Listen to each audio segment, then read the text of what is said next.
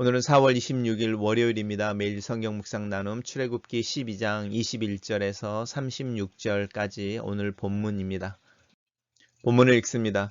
모세가 이스라엘 모든 장로를 불러 그들에게 이르되 너희는 나가서 너희의 가족대로 어린 양을 택하여 유월절 양으로 잡고 우슬초 묶음을 가져다가 그릇에 담은 피에 적셔서 그 피를 문 임방과 좌우 설주에 뿌리고 아침까지 한 사람도 자기 집 문 밖에 나가지 말라.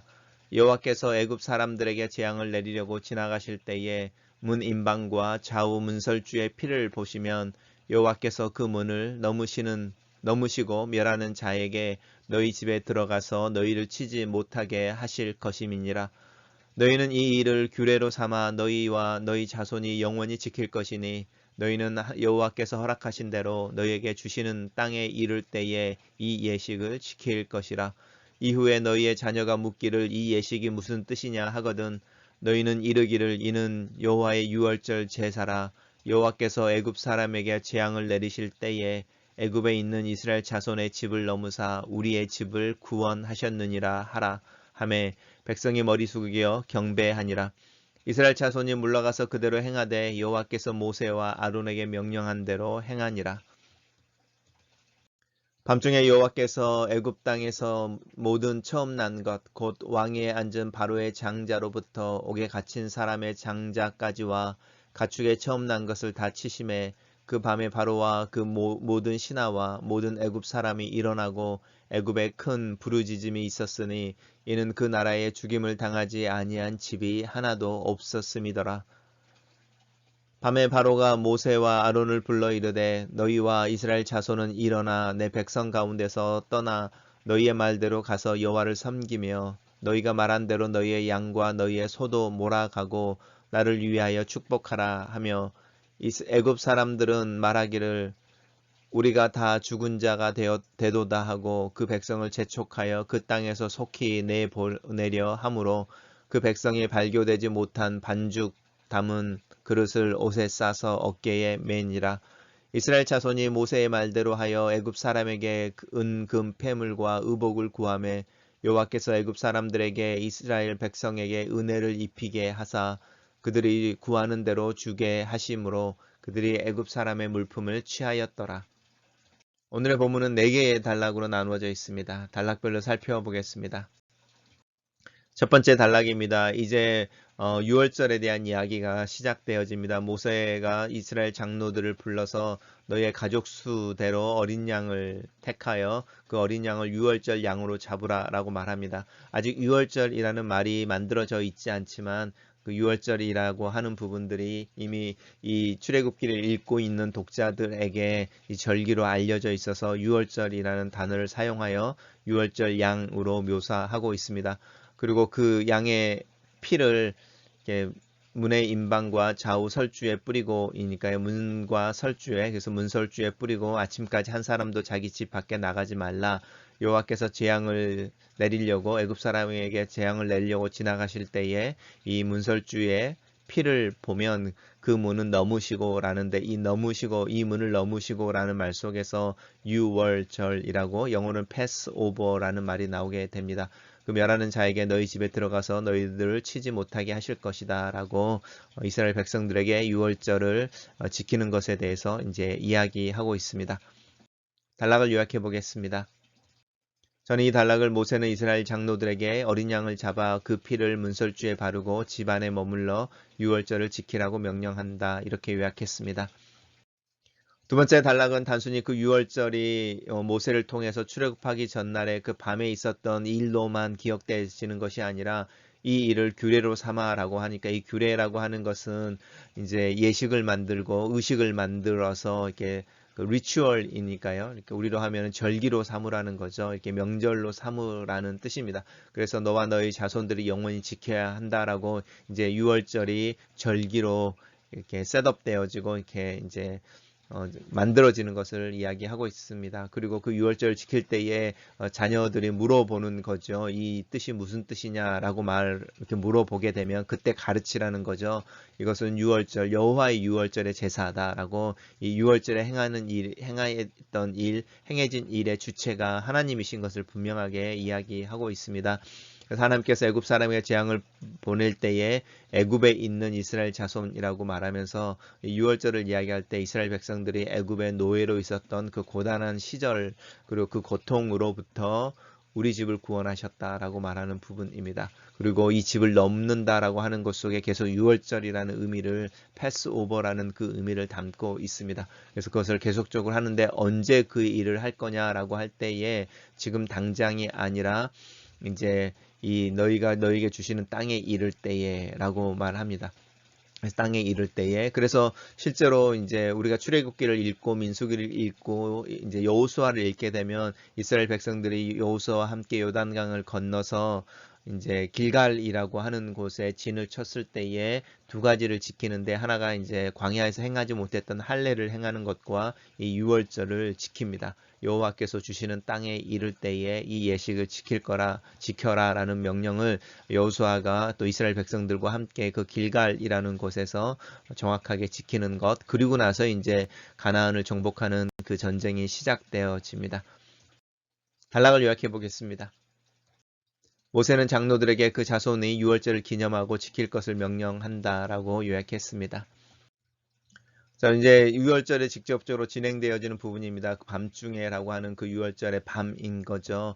이제 처음에 모든 애굽 땅에 있는 모든 처음 난 것, 그래서 이 바로의 장자로부터 옥에 갇혀 있는 장자까지 이렇게 말하는데, 우리 다른 재앙을 이야기할 때는 바로의 장자로부터 맷돌 뒤에 앉아 있는 종까지라고 이야기했던 부분이 있었는데요. 이제 그때는 고기하고 이제 비천한 자들이 다 포함되어져서 하나님의 징계의 대상이 되는 이야기를 했다면, 오늘 이야기하는 것은 특별히 이 옥에 갇혀 있다라고 말하는 이제 죄인들이라고 하는, 사실은 애굽에서 가장 어떤 면에서는 이제 이런 표현은 좀 그렇지만 제거되어져야 하는, 또 가장 소용이 없는 이런 거죠. 종들보다 더 그 사회 기능적인 관점에서 이렇게 유용하지 않는, 유익하지 않는 사람들의 장자들까지 이렇게 이야기하고 있는 것 같습니다. 그래서 그들과 가축의 처음 난 것까지 다 이제 목숨을 잃게 되어지는 것이고, 그날 밤인 거죠. 낮이 아니고 그 밤에 이 바로와 모든 신하와 또 모든 애굽 사람들이 그 죽음 때문에 밤에 일어나서 이제 우는 그 큰 부르짖음이 있었다. 그리고 그 나라에 죽임을 당하지 않은 집이 하나도 없었다라고 이제 그 유월절 밤에, 그 두려운 밤에 이야기를 하고 있습니다. 단락을 요약해 보겠습니다. 그날 밤에 여호와께서 애굽 땅의 모든 처음 난 것을 치시고 애굽에는 큰 부르짖음이 있었다. 이렇게 요약했습니다. 마지막 단락입니다. 그래서 그 밤이라고 하는, 여전히 이제 유월절의 그 특정한 밤을 이야기하는 거죠. 그 어둠 가운데 죽음의 어둠이 내리던 애굽에서 이제 일어나는 긴박한 상황인데, 밤중에 바로가 모세와 아론을 부르는 거죠. 이미 바로의 장자는 죽음을 당한 상태이고 이제 명령하는 거죠. 너희 이스라엘 자손들이 밤이니까요, 일어나서 내 백성들 가운데서 떠나라. 그리고 너희 말대로 여호와를 섬기며 양과 소를 다 가지고 가라. 그러면서 나를 위해 축복하라라고 말하면서, 여전히 바로의 마음이라고 하는 부분은 자기중심적이고 완악한 부분에 대해서 이야기하고 있습니다. 사실은 바로가 아론과 모세에게 이스라엘 백성들과 함께 떠나라라고 하는 것도 결국은 그가 선택할 수 있는 자신을 위한 최고의 선택의 마지막 선택인 거죠. 그리고 이제 애굽 사람들 또한 동일한 이야기를 합니다. 우리가 다 죽고 죽는 자가 되었다라고 이야기하면서 이스라엘 백성들에게 속히 이제 애굽을 떠나는 것에 대해서 이야기하고 있습니다. 그래서 출애굽이라고 이야기할 때 이스라엘 백성들이 사실은 떠나는데, 그 떠나는 부분들이 도망치는 것이 아니라 이 애굽 사람들이 그 이스라엘 백성들을 떠나도록 이렇게 밀어내서 마지 못해서 떠나는 것처럼 나오기도 하고요. 또 이 유월절이라고 하는 부분들이 이제 급습하듯이, 이렇게 습격하듯이 이렇게 오는 그 놀라운 밤이어서, 그 밤에 습격하고 바로 이렇게 분주하게 그곳을 떠나는 어떤 그 정복군들의 모습 모습들처럼 승리한 사람들의 모습처럼 묘사되어지기도 합니다. 그 부분이 바로 이제 이스라엘 백성들이 모세의 말대로 이제 애굽 사람들에게 은금 패물과 의복을 구했다라고 말합니다. 이 구할 때에 이 애굽 사람들이 그들이 구하는 대로 다 주었다라고 말하죠.